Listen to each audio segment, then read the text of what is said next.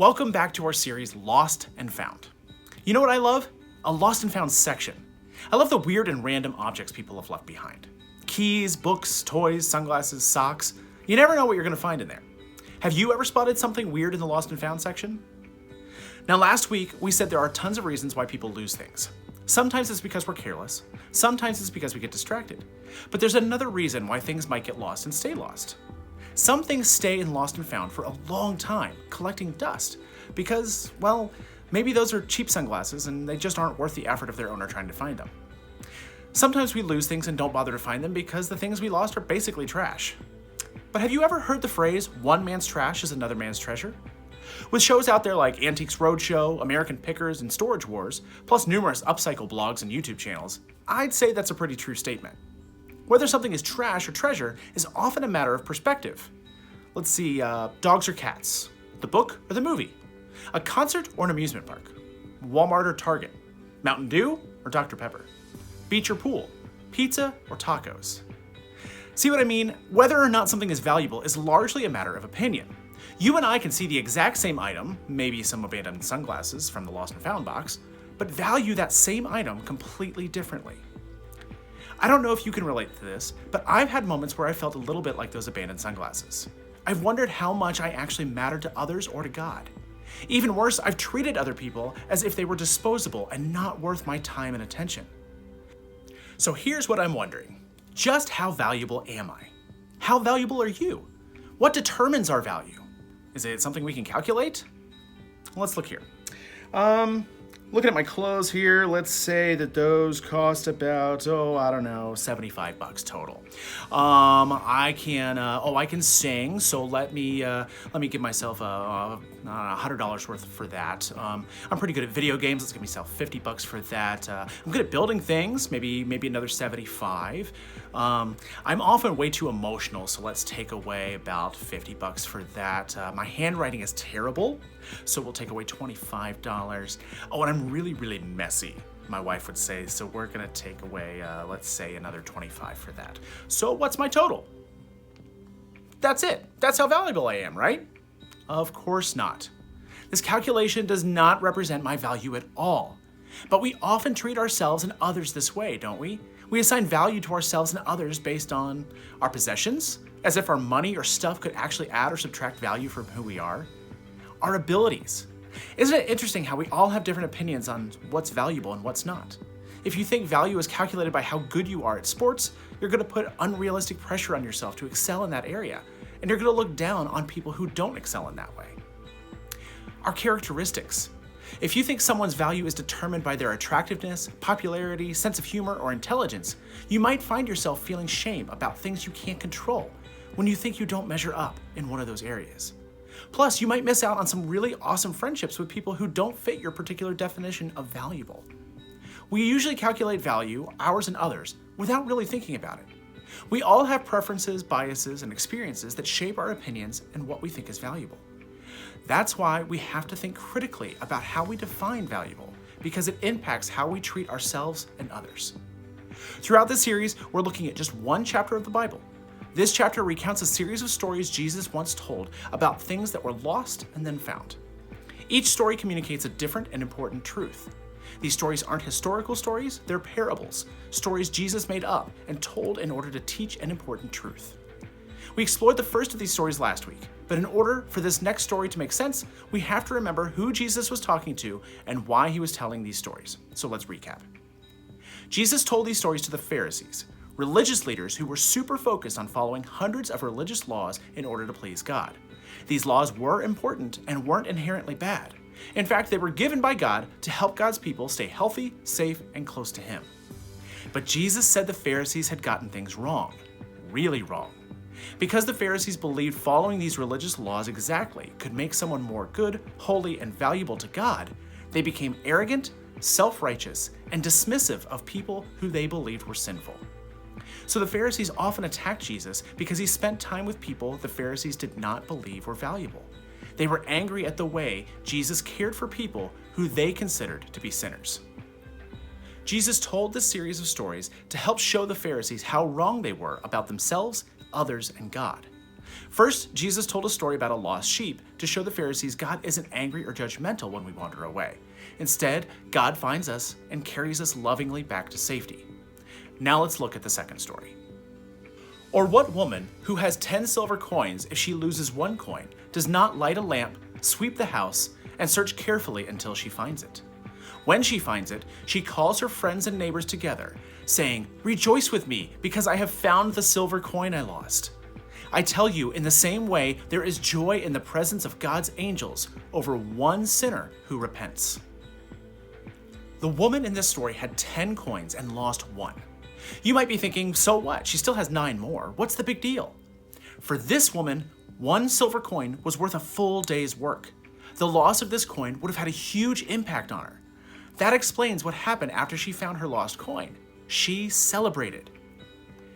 If you remember, there were a few celebrations mentioned in the last story too.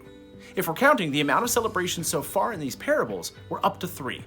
The shepherd rejoiced when he found the lost sheep. The whole community rejoiced when the shepherd found his lost sheep. The woman rejoiced when she found her lost coin. Here's another thing these parables have in common. At the end of both parables, Jesus says there's a huge party in heaven anytime someone lost gets found by God. When someone meets Jesus for the very first time, heaven rejoices. And when someone who knows Jesus but wandered away finally comes back, heaven rejoices then too. These parables, of course, have a point. They teach us something important about who God is and what God wants us to do.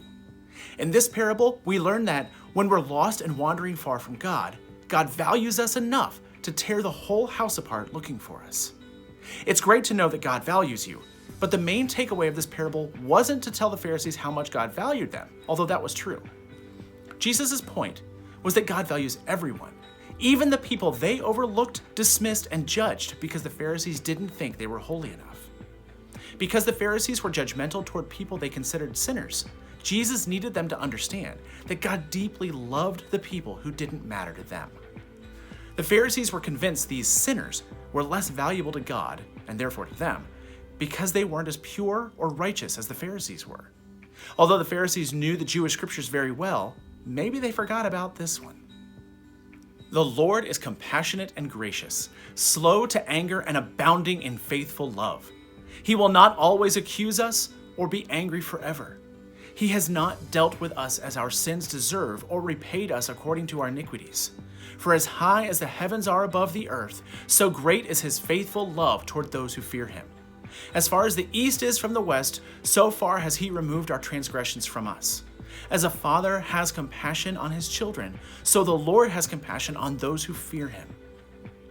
The Pharisees were judgmental, self-righteous, and condemning to others, and they believed that's how God would want them to be. But unlike the Pharisees, this psalm tells us God is merciful, gracious, slow to anger, overflowing with love, forgiving, and compassionate.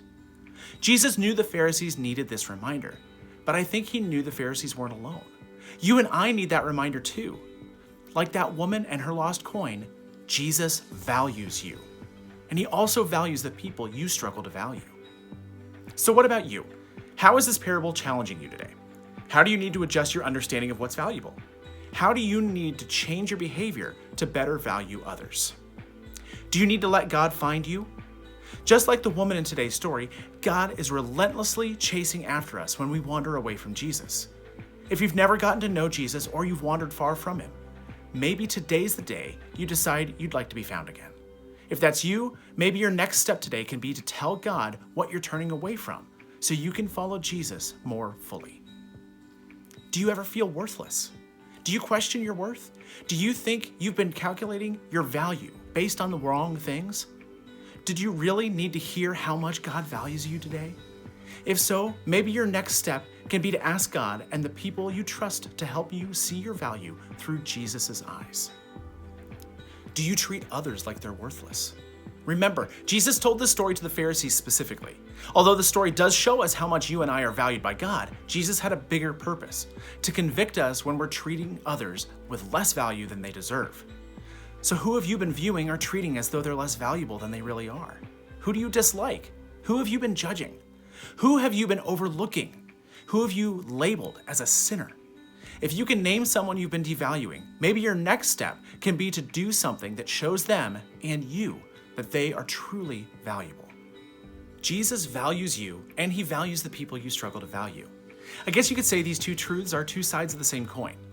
Now, I can't hand you a coin through the screen, of course, but do you have a coin or something like it around the house? Maybe a toy coin or even a flat rock you could keep in your pocket. Pause and get it, and get a permanent marker. Okay, now that you have it, on one side of your coin, or whatever you found, write the words, Jesus values me. These are going to be times when you doubt your own value, either because of something you did or because of something you think you are. When those moments come, I need you to remember that even when you feel worthless, Jesus values you. You are God's beloved child, and that's enough. You don't have to do or be anything else to be loved by God. Jesus values you so much that he'll never stop helping you feel found. And when you let him find you, he'll never stop celebrating that you're not lost anymore. Now I want you to think about the person or people who are difficult for you to value. On the other side of your coin, write the words, Jesus values them. You know how much you need to know that you're valued? You have the ability to help others know that they're valuable too.